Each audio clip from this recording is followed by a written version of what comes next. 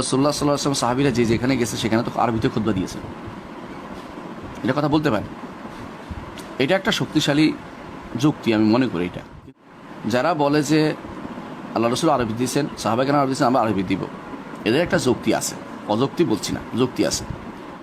ইমাম আবু হানিফা রাহমাতুল্লাহ আলাইহি থেকে বর্ণিত আছে যে তিনি খুতবা যাদেরকে মাদরুদের ভাষা, যাদেরকে তিনি দাওয়াত দিচ্ছেন, যাদেরকে খুতবা, তাদের সাথে কথা বলছেন, তাদের ভাষায় হওয়াটাকে তিনি গুরুত্ব দিয়েছেন। তাদের ভাষায় হওয়াটাকে তিনি গুরুত্ব দিয়েছেন।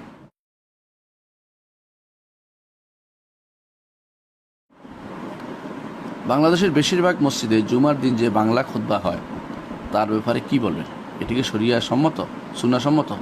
আর আরবি খুতবা তো বুঝি না, এক্ষেত্রে করণীয় কি? খুতবা কোন ভাষায় হবে এ নিয়ে মতভেদ আছে। অর্থাৎ যেই ভাষা বুঝে না ওই ভাষাতে তিনি বলেন নাই, যে যারা বুঝে, যদি যারা উপস্থিতদের বেশিরভাগ আরবি বুঝে তাহলে আরবি দিতেই হবে, আরবি কোনো বিকল্প নেই। আর যে উপস্থিত বেশিরভাগই আরবি বুঝে না, তাহলে যেই ভাষা বুঝে সেই ভাষায় খুতবা হবে। এটা হচ্ছে শাশ্বত নিয়ম, এটা হচ্ছে নিয়ম। তো এই নিয়মটা পরিবর্তন করে যেটা বলা হয়, যেহেতু রসুলের যুগে কেউ কোনো দিন অন্য ভাষায় খুতবা দেয়নি, এটা বলে, এইটা দিয়ে দলিল দেয়। আচ্ছা, রসুলের যুগে বাজারে যখন কথা বলতো কি অন্য ভাষায় কথা বলতো? বাজারে কথা তারা এই আরবি ভাষায় বলতো। আরবি ভাষা তো মূল উদ্দেশ্য হওয়া উচিত না। উদ্দেশ্য হওয়া উচিত কী জিনিস যাচ্ছে, কি মেসেজ যাচ্ছে, এটা হওয়া উচিত। মেসেজটা কী যাচ্ছে এটা উদ্দেশ্য হচ্ছে। শরীয়তের মাকাসিদ শরিয়া যে বুঝে না তাকে বোঝানো অনেক কঠিন। শরীয়তের একটা উদ্দেশ্য আছে যে কোনো জিনিসের। এখন দেখেন আল্লাহ তাআলা বলছেন, ইয়া আইয়ুহাল্লাযীনা আমানু, ইয়া আইয়ুহাল্লাযীনা আমানু ইযা নুদিয়া লিস-সালাতি মিন ইয়াউমিল জুমুআতি ফাসআউ ইলা যিকরিল্লাহি ওয়া যারুল বাই'। আল্লাহর জিকিরের দিকে দৌড়ে আসো। এই জিকিরটা খুতবা ব্যাখ্যা করা হয়েছে এবং সালাতও ব্যাখ্যা করা হয়, দুটি হতে পারে। খুতবা যদি হয় জিকির, আল্লাহর জিকিরটা তখনই ফলপ্রসূ হবে যখন কেউ জিকিরটা বুঝে। আর যে ব্যক্তি বুঝে না তাকিয়ে আছে, আর যারা খুতবা দিচ্ছে তারাও ফেরেশতাদের জন্য দিচ্ছে, কারণ ফেরেশতারা বুঝে, আর তো কেউ বুঝছে না, উনি বুঝতেছেন হয়তো, আর ফেরেশতারা কেউ বুঝে না। এই খুতবা কার জন্য দিচ্ছে তিনি? এই খুতবা দিয়ে তিনি কাকে হেদায়েতের পথে নিয়ে যাচ্ছেন? এই খুতবার ইফেক্টিভিটি কতটুকু আছে, কতটুকু কাজে লাগতেছে, এটা দেখতে হবে আমাদেরকে। একটা কথা বলাই যায় যে রাসূলুল্লাহ সাল্লাল্লাহু আলাইহি ওয়াসাল্লাম সাহাবীরা যে যেখানে গেছে সেখানে তো আরবিতে খুতবা দিয়েছে। এটা কথা বলতে পারেন। এটা একটা শক্তিশালী যুক্তি আমি মনে করি এটা। কিন্তু সমস্যা হচ্ছে কি জানেন, রাসূলুল্লাহ সাল্লাল্লাহু আলাইহি ওয়াসাল্লাম সাহাবীরা যেখানে গেছেন সেখানে আরবি ভাষাটাকে প্রাধান্য দিয়েছেন। যেখানে গেছেন সেখানে আরবি ভাষা হয়ে গেছে ওই এলাকা। দেখেন মিশরে গেছেন, মিশর আরবি ভাষাভাষী ছিল না, ওই এলাকা পুরোটা আরবি ভাষী হয়ে গেছে। সিরিয়া হতে শুরু করে বাইতুল মাকদেস পর্যন্ত এরা ভিন্ন ভাষী ছিল, কিন্তু পুরোটা আরবি ভাষী হয়ে গেছে। কারণ সাহাবায়ে কেরাম যাওয়ার পরে ওই এলাকার মানুষগুলো আরবি ভাষাকে নিজের ভাষা হিসাবে গ্রহণ করে নিয়েছে। ইরাকের ভাষা আরবি ছিল না, কিন্তু সাহাবায়ে কেরাম যাওয়ার পর ইরাকের ভাষা আরবি করে নিয়েছেন তারা। এর বাইরে দূরে যেখানে গেছেন সেখানে অনুবাদক ছিল বলে কোনো কোনো বর্ণনায় দেখা যায়। তো দেখা যায় যে সাহাবায়ে কেরাম যেখানে গেছেন সেখানে অন্য ভাষা শিখতে পারেন নাই বলে তারা দেন নাই, কিন্তু তাই বলে অন্য ভাষা যারা জানে তারা দিতে পারবে না, এটা কিন্তু ঠিক নয়। তাহলে এই মাসালাটা যেখানে খুতবা কোন ভাষায় হবে, এটার মধ্যে আমরা দেখতে পাচ্ছি যে যারা বলে যে আল্লাহ রসুল আরবি দিয়েছেন, সাহাবায়ে কেরাম আরবি দিয়েছেন, আমরা আরবি দিব, এদের একটা যুক্তি আছে। অযুক্তি বলছি না, যুক্তি আছে। কিন্তু যারা বলে যে খুতবার মূল উদ্দেশ্য হেদায়েতের আলোচনা করা, হেদায়েতের কথা বলা, এটা আসলে, এবং এই খুতবার জন্য বিশুদ্ধ মতে অজুও লাগে না, অজু ফরজ না। হ্যাঁ, তার অজু করা ভালো, পরে অজু করতে পারবে। তবে এই খুতবার জন্য এমনকি কেবলামুখী হওয়া তো নাই, উল্টো দিকে হয়ে খুতবা দেয়। এই খুতবার জন্য কোনো তাকবীরে তাহরিমা নাই, কিছু নেই, সালাত নয়। ওই বর্ণনাটা শুদ্ধ নয় যেখানে বলা হয় যে 2 রাকাত কমানো হয়েছে খুতবার জন্য, এটা কোনো বর্ণনা নেই, কোনো হাদিস দিয়ে আসে নাই। শরীয়তে এমনিতেই যখন জুমা ফরজ হয়েছে 2 রাকাত করা হয়েছে, এটাই নিয়ম। 2 রাকাতে পড়া হয়েছে, কখনো 2 রাকাত খুতবার জন্য 2 রাকাত কমানো হয়েছে, এটা নয়। আর এই খুতবা এতই গুরুত্বপূর্ণ যে রাসূলুল্লাহ সাল্লাল্লাহু আলাইহি ওয়াসাল্লাম খুতবা শুনতে তাদেরকে বাধ্য করতেন, কথা বলতে নিষেধ করতেন। এই সময় কথা বলতে বললেন যে কথা বললে বলতেন যে ফাকাদ লাগা, বেহুদা কাম করেছে। কেন? খুতবাটা যেন শোনে, উদ্দেশ্য এটাই। চুপ করে শুয়ে থাকা, বসে থাকা না। চুপ করে বসে থাকলে ঘুমও আসবে এবং বেশিরভাগ সময়ই তার ভিন্ন চিন্তা আসবে। আর যখন খুতবা শুনবে বুঝবে তখন তার মধ্যে অন্য চিন্তা আসবে না। তো এই দৃষ্টিকোণ থেকে যারা বলেছেন যে আরবি হতে হবে তাদের কথার যৌক্তিকতা আছে। যারা বললেন যে অন্য ভাষায়, যে ভাষায় যারা ইয়ারা আছে তাদেরও যৌক্তিকতা আছে, এতে কোনো সন্দেহ নেই। যদি আরবি বুঝে আরবি দিতে হবে, যদি আরবি না বুঝে এখানে হচ্ছে যত সমস্যা। চেষ্টা করতে হবে আরবি বোঝানোর জন্য, আরবি ভাষাটা সার্বজনীন করার জন্য। মুসলিমদের আরবি ভাষা হবে সার্বজনীন। যদি এটা সম্ভব না হয়, এবং এটা একদিনে সম্ভব নয়, যে বহুদিন লাগবে, এর আগ পর্যন্ত অন্য ভাষায় খুতবা দেওয়াতে কোনো নিষেধাজ্ঞা আমরা দেখি না। যেহেতু এটা ইমামদের বক্তব্য আছে, তারা এটাকে বিশেষ করে আবু হানিফা রহমতুল্লাহ আলাইহি তিনি যেখানে অন্য ভাষায় যেখানে সালাত আদায় করার অনুমতি তিনি দিয়েছেন, যদিও এটা থেকে রুজু করার মত আছে তারপরেও দেখা যাচ্ছে তিনি সবসময় মাকাসিদ শরীয়তে গুরুত্ব দিয়েছেন। শরীয়তের মূল উদ্দেশ্য কী সেটা দেখেছেন। সাধারণত মানুষ মসজিদে একত্র হয় না। জুমার দিনে যাদের আল্লাহ তাআলা বিবেক দিয়েছেন, বিবেকবান মানুষই জুমার দিনে মসজিদে যেতে চায়। সেই দিন যদি কোনো তাদেরকে হেদায়েতের বাণী না শোনানো যায়, তাদেরকে যদি আরবিতে কিছু বলে ঘুম পাড়ানোর ব্যবস্থা করা হয়, আর কিছু মানুষ ফেরেশতাদেরকে খুব বক্তব্য দিয়ে চলে যায়, তাহলে এটা দুর্ভাগ্য ছাড়া কিছুই হতে পারে না। এই জন্য মনে করি আমরা যে খুতবা অবশ্যই যে যারা উপস্থিত আছে তাদের ভাষা অনুসারে হবে, অর্থাৎ মুক্তদিদের ভাষা অনুসারে, মুসল্লিদের ভাষা অনুসারে হবে, এটা হওয়া উচিত। তবে যিনি খুতবা দিবেন তার উচিত হবে খুতবার আরকানগুলোকে ঠিক রাখা। হামদ থাকবে, সলাত থাকবে আরবিতে, বা থাকবে বাধ্যতামূলক আরবিতে হোক, আর অন্য ভাষা হতে পারে, কোনো সমস্যা নেই। কিন্তু তাকওয়া থাকবে, হাম থাকবে, সলাত থাকবে, তিনটি জিনিস যদি থাকে এবং দোয়া থাকে, তাকওয়ার কথা থাকে, তাকওয়ার ওসিয়ত থাকে, প্রশংসা থাকে, আল্লাহর রাসূলুল্লাহ সাল্লাল্লাহু আলাইহি ওয়াসাল্লাম দরুদ থাকে এবং দোয়া থাকে, বাকি যত আলোচনা করবে অন্য ভাষায় হলে কোনো সমস্যা নেই। এবং এটাই হচ্ছে জরুরি, জিনিস, এটা মেনে নেওয়া উচিত। এর বাইরে বর্তমানে আরেকটি জিনিস চালু করা হয়েছে, সেটা দুর্ভাগ্যবশত কখনো সুন্নতের ভিতরে পড়বে না বা সুন্নাহ বিরোধী হবে। সেটা কি? সেটা হচ্ছে আগে এসে ইমাম সাহেব আলোচনা রাখেন।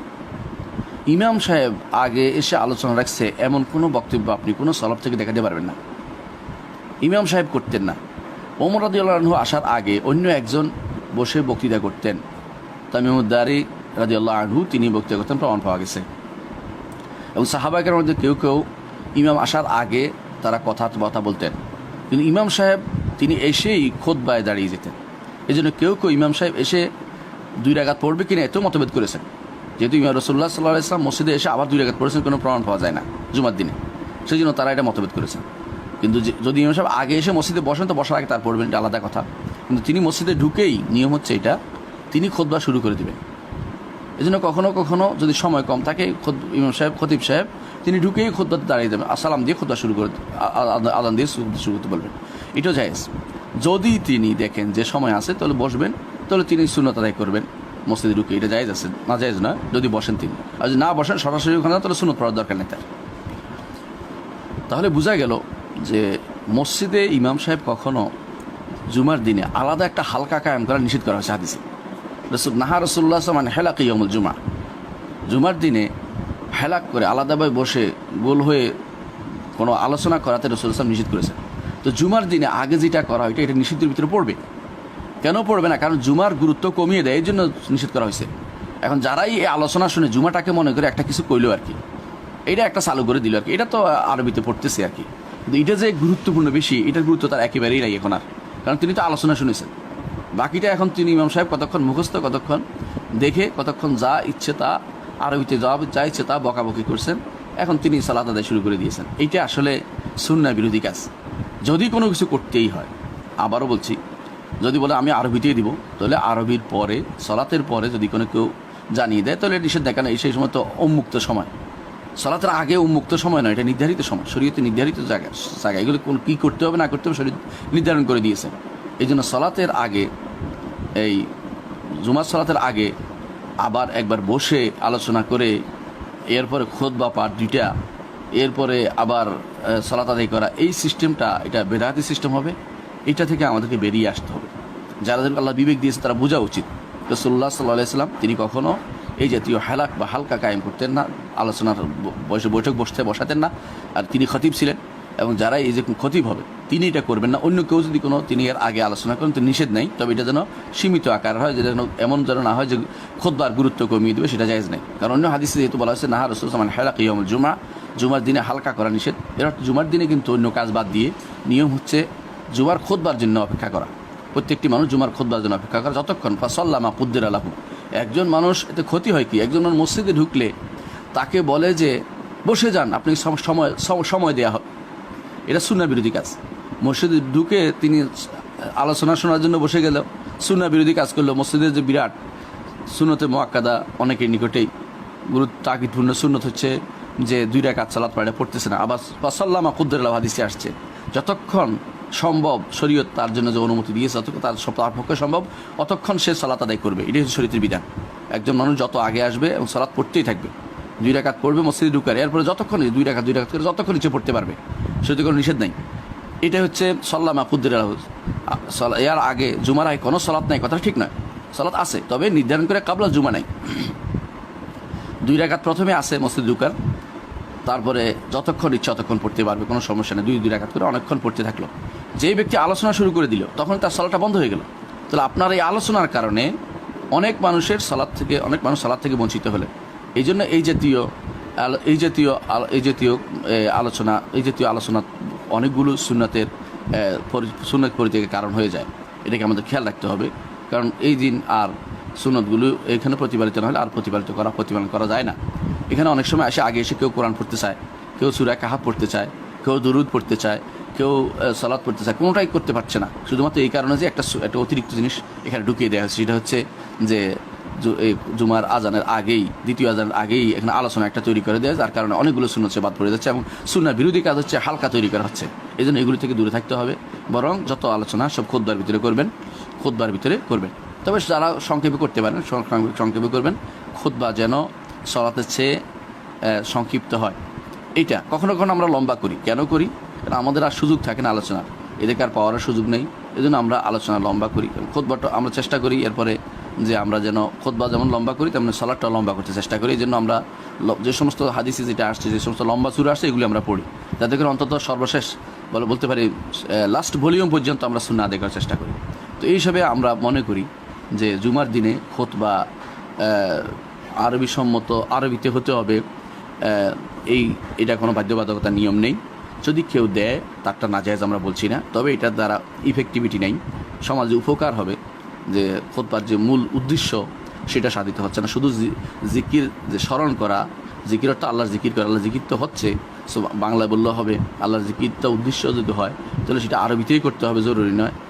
আরবি জিকির হচ্ছে যেগুলো সলাতের ভিতরে আসছে বাধ্যতামূলক জিকির, যেগুলো দোয়ার মধ্যে আসছে এগুলো বাধ্যতামূলক আরবি জিকির।